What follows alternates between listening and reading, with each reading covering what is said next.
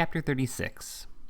Private and Confidential, relating to family matters, showing how Mr. Kenwigs underwent violent agitation, and how Mrs. Kenwigs was as well as could be expected. It might have been 7 o'clock in the evening, and it was growing dark in the narrow streets near Golden Square, when Mr. Kenwigs sent out for a pair of the cheapest white kid gloves, those at 14 pence, and selecting the strongest, which happened to be the right-hand one, walked downstairs with an air of pomp and much excitement, and proceeded to muffle the knob of the street door knocker therein.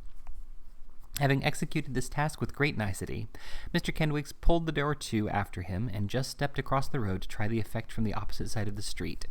Satisfied that nothing could possibly look better in its way, Mr. Kenwigs then stepped back again, and calling through the keyhole to Morlina to open the door, vanished into the house, and was seen no longer.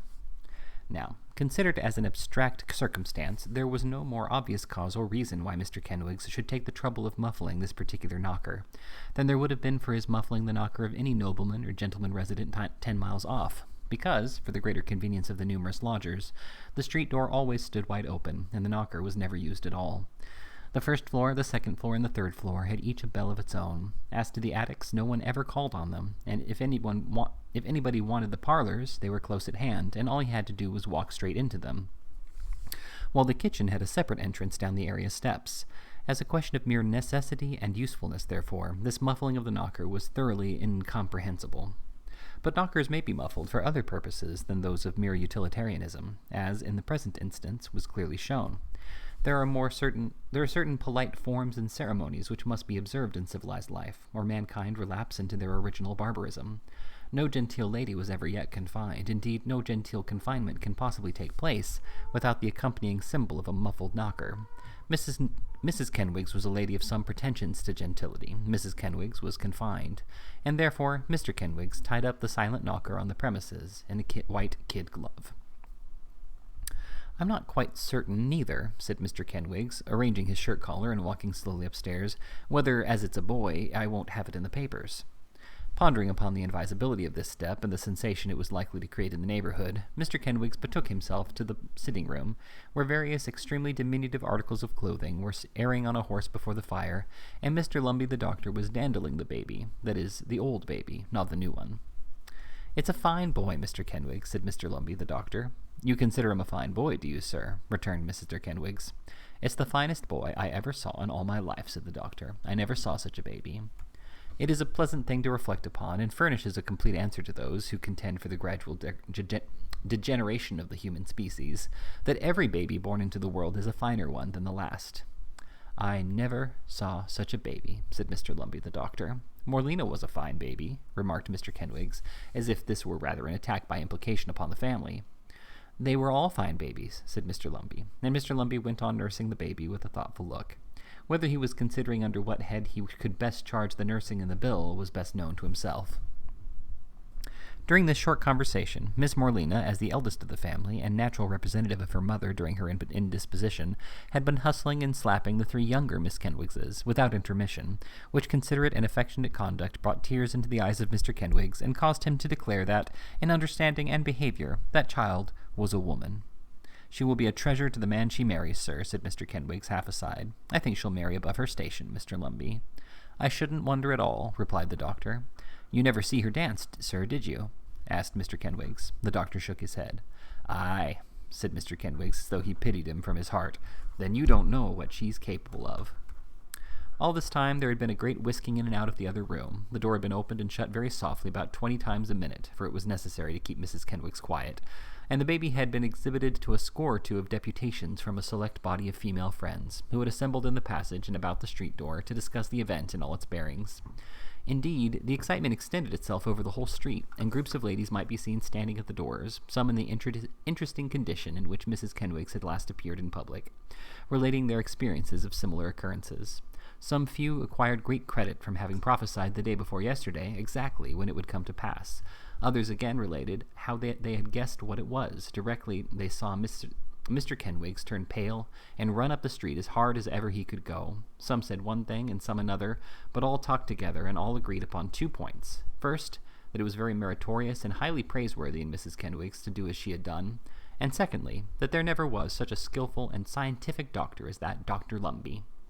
In the midst of this general hubbub, Dr. Lumbey sat in the first-floor front, as before related, nursing the deposed baby, and talking to Mr. Kenwigs. He was a stout, bluff-looking gentleman with no shirt-collar to speak of, and a beard that had been growing since yesterday morning, for Dr. Lumbey was popular, and the neighborhood was prolific, and there had been no less than 3 other knockers muffled, one after the other, within the last 48 hours. "Well, Mr. Kenwigs," said Dr. Lumbey, "this makes 6. You'll have a fine family in time, sir." "I think 6 is almost enough, sir," returned Mr. Kenwigs. "Pooh," said the doctor. "Nonsense. Not half enough." With this the doctor laughed, but he didn't laugh half as much as a married friend of Mrs. Kenwigs's, who had just come in from the sick chamber to report progress and take a small sip of brandy and water, and who seemed to consider it one of the best jokes ever launched upon society. "They're not altogether dependent upon good fortune, neither," said Mr. Kenwigs, taking his second daughter on his knee. "They have expectations." "Oh, indeed," said Mr. Lumbey the doctor. "And very good ones, too, I believe, haven't they?" asked the married lady. "Why, ma'am," said Mr. Kenwigs, "it's not exactly for me to say what they may be, or what they may not be. It's not for me to boast of any family with which I have the honor to be connected. At the same time, Mrs. Kenwigs is, I should say," said Mr. Kenwigs abruptly, and raising his voice as he spoke, that my children might come into a matter of £100 apiece, perhaps more, but certainly that." "And a very pretty little fortune," said the married lady. "There are some relations of Mrs. Kenwigs's," said Mr. Kenwigs, taking a pinch of snuff from the doctor's box, and then sneezing, very hard, for he wasn't used to it, "that might leave their £100 apiece to 10 people, and yet not go begging when they had done it." "Ah, I know who you mean," observed the married lady, nodding her head.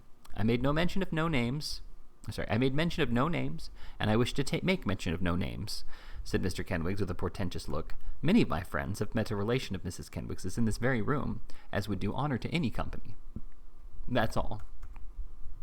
"I've met him," said the married lady, with a glance towards Dr. Lumbey. "It's naturally very gratifying to my feelings as a father to see such a man as that, a-kissing and taking notice of my children," pursued Mr. Kenwigs. "It's naturally very gratifying to my feelings as a man to know that man. It will be very naturally gratifying to my feelings as a husband to make that man acquainted with this event." Having delivered his sentiments in this form of words, Mr. Kenwigs arranged his second daughter's flaxen tail, and bade her to be a good girl and mind what her sister Morlena said. "That girl grows more like her mother every day," said Mr. Lumbey, suddenly stricken with an enthusiastic admiration of Morlena. "There," rejoined the married lady, "but I always say what I always did say. She's a very picture of her."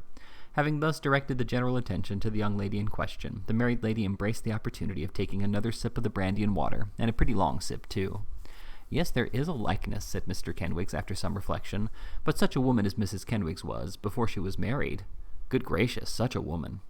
Mr. Lumbey shook his head with great solemnity, as though to imply that he supposed she must have been rather a dazzler. "Talk of fairies," cried Mr. Kenwigs, "I never see anybody so light to be alive, never. Such manners, too, so playful, and yet so severely proper.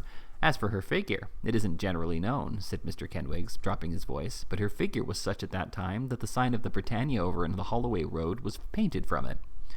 "But only see what it is now," urged the married lady. "Does she look like the mother of 6? "Quite ridiculous," cried the doctor. "She looks a deal more like her own daughter," said the married lady. "So she does," assented Mr. Lumbey, "a great deal more."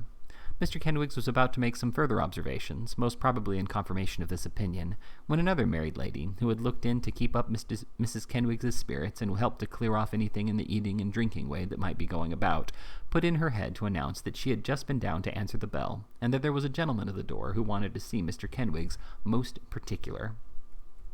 Shadowy visions of his distinguished relation flitted through the brain of Mr. Kenwigs as this message was delivered, and under their influence he dispatched Morlena to show the gentleman up straightway. "Why, I do declare," said Mr. Kenwigs, standing opposite the door so as to get the earliest glimpse of the visitor as he came upstairs, "it's Mr. Johnson. How do you find yourself, sir?" Nicholas shook hands, kissed his old pupils all around, entrusted a large parcel of toys to the guardianship of Morlena, bowed to the door and the married ladies, and inquired after Mrs. Kenwigs in a tone of interest which went to the very heart and soul of the nurse, who had come in to warm some mysterious compound in a little saucepan over the fire. "I ought to make 100 apologies to you for calling at such a season," said Nicholas, "but I was not aware of it until I had rung the bell, and my time is so fully occupied now that I feared it might be some days before I could possibly come again." "No time like the present, sir," said Mr. Kenwigs. The situation of Mrs. Kenwigs, sir, is no obstacle to a little conversation between you and me, I hope."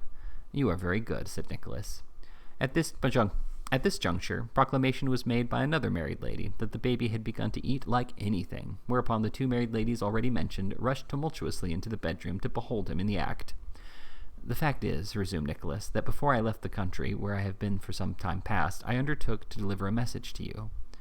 "Aye," said Mr. Kenwigs. "And I have been," added Nicholas, "already in town for some days, without having had an opportunity of doing so." "It's no matter, sir," said Mr. Kenwigs. "I dare say it's none the worse for keeping cold." "Message from the country," said Mr. Kenwigs, ruminating. "That's curious. I don't know anybody in the country." "Miss Petowker," suggested Nicholas. "Oh, from her, is it?" said Mr. Kenwigs. "Oh, dear, yes. Ah, Mrs. Kenwigs will be glad to hear from her. Henrietta Petowker, eh? How odd things come about now, that you should have met her in the country. Well." Hearing this mention of their old friend's name, the four Miss Kenwigses gathered round Nicholas, open-eyed and mouthed, to hear more. Mr. Kenwigs looked a little curious too, but quite comfortable and unsuspecting. "The message relates to family matters," said Nicholas, hesitating. "Oh, never mind," said Kenwigs, glancing at Mr. Lumby, who, having rashly taken charge of little Lillyvick, found nobody disposed to relieve him of his precious burden. "All friends here." Nicholas hemmed once or twice, and seemed to have some difficulty in proceeding. "At Portsmouth, Henrietta Petowker is," observed Mr. Kenwigs. "Yes," said Nicholas. Mr. Lillyvick is there." Mr. Kenwigs turned pale, but he recovered and said that was an odd coincidence also. "The message is from him," said Nicholas. Mr. Kenwigs appeared to revive. He knew that his niece was in a delicate state, and had no doubt sent word that they were to forward full particulars. Yes, that was very kind of him. So like him, too. "He desired me to give his kindest love," said Nicholas. "Very much obliged to him, I'm sure. Your great-uncle Lillyvick, my dears," interposed Mr. Kenwigs, condescendingly explaining it to the children. "His kindest love," resumed Nicholas, "and to say that he had no time to write, but that he was married to Miss Petowker." Mr. Kenwigs started from his seat with a petrified stare, caught his second daughter by her flaxen tail, and covered his face with his pocket-handkerchief. Morlena fell, all stiff and rigid, into the baby's chair, as she had seen her mother fall when she had fainted away, and the two remaining little Kenwigses shrieked in affright. "My children, my defrauded, swindled infants!" cried Mr. Kenwigs, pulling so hard in his vehemence at the flaxen tail of his second daughter that he lifted her up on tiptoe, and kept her for some seconds in that attitude. "Villain! Ass! Traitor!" "Drat the man!" cried the nurse, looking angrily around. "What does he mean by making that noise here?" "Silence, woman!" said Mr. Kenwigs fiercely. "I won't be silent," returned the nurse. "Be silent yourself, you wretch! Have you no regard for your baby?" "No!" returned Mr. Kenwigs. "More shame for you," retorted the nurse. "Ugh, you unnatural monster!" "Let him die," cried Mr. Kenwigs in the torrent of his wrath. "Let him die. He has no expectations, no property to come into. We want no babies here," said Mr. Kenwigs recklessly. Take him away to the fondling." With these awful remarks, Mr. Kenwigs sat himself down in a chair and defied the nurse, who made the best of her way into the adjoining room, and returned with a stream of matrons, declaring that Mr. Kenwigs had spoken blasphemy against his family and must be raving mad. Appearances were certainly not in Mr. Kenwigs's favor, for the exertion of speaking with so much vehemence, and yet in such a tone as should prevent his lamentations reaching the ears of Mrs. Kenwigs, had made him very black in the face. Besides which, the excitement of the occasion and an unwonted indulgence in very strong cordials to celebrate it had swollen and dilated his features to a most unusual extent. But Nicholas and the doctor, who had been passive at first, doubting very much whether Mr. Kenwigs could be in earnest, interfering to explain the immediate cause of his condition, the indignation of the matrons was changed to pity, and they implored him with much feeling to go quietly to bed. "The attention," said Mr. Kenwigs, looking around with a plaintive air, "the attention that I've shown to that man, the highsitters he has eat, and the pints of ale he has drunk in this house—" "It's very trying and very hard to bear, we know," said one of the married ladies. "But think of your dear darling wife." "Oh, yes, and what she's been undergoing of, only this day," cried a great many voices. "There's a good man, do." "The presents that have been made to him," said Mr. Kenwigs, reverting to his calamity, "the pipes, the snuff-boxes, a pair of india-rubber galoshes, that cost 6 and 6. "Ah, it won't bear thinking of, indeed," cried the matrons generally. "But it all come home to him, never fear." Mr. Kenwigs looked darkly upon the ladies, as if he would prefer its all coming home to him, as there was nothing to be got by it. But he said nothing, and resting his head upon his hand, subsided into a kind of doze. Then the matrons again expatiated on the expediency of taking the good gentleman to bed, observing that he would be better tomorrow, and that they knew what was the wear and tear of some men's mind when their wives were taken as Mrs. Kenwigs had been that day, and that it did him great credit, and there was nothing to be ashamed of in it. Far from it. They liked to see it. They did, for it showed a good heart. And one lady observed, as a case bearing upon the present, that her husband was often quite light-headed from anxiety on similar occasions, and that once...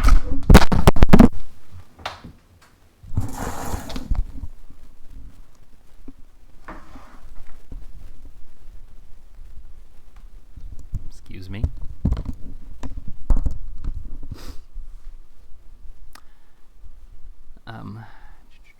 And that once, when her little Johnny was born, it was nearly a week before he came to himself again, during the whole of which time he did nothing but cry, "Is it a boy? Is it a boy?" in a manner which went to the hearts of all his hearers. At length Morlena, who quite forgot she had fainted when she found she was not noticed, announced that a chamber was ready for her afflicted parent, and Mr. Kenwigs, having partially smothered his 4 daughters in the closeness of his embrace, accepted the doctor's arm on one side and the support of Nicholas on the other, and was conducted upstairs to a bedroom which had been secured for the occasion. Having seen him sound asleep, and heard him snore most satisfactorily, and having further presided over the distribution of the toys, to the perfect contentment of all the little Kenwigses, Nicholas took his leave. The matrons dropped off one by one, with the exception of 6 or 8 particular friends, who had determined to stop all night. The lights in the house gradually disappeared, the last bulletin was issued that Mrs. Kenwigs was as well as could be expected, and the whole family were left to their repose.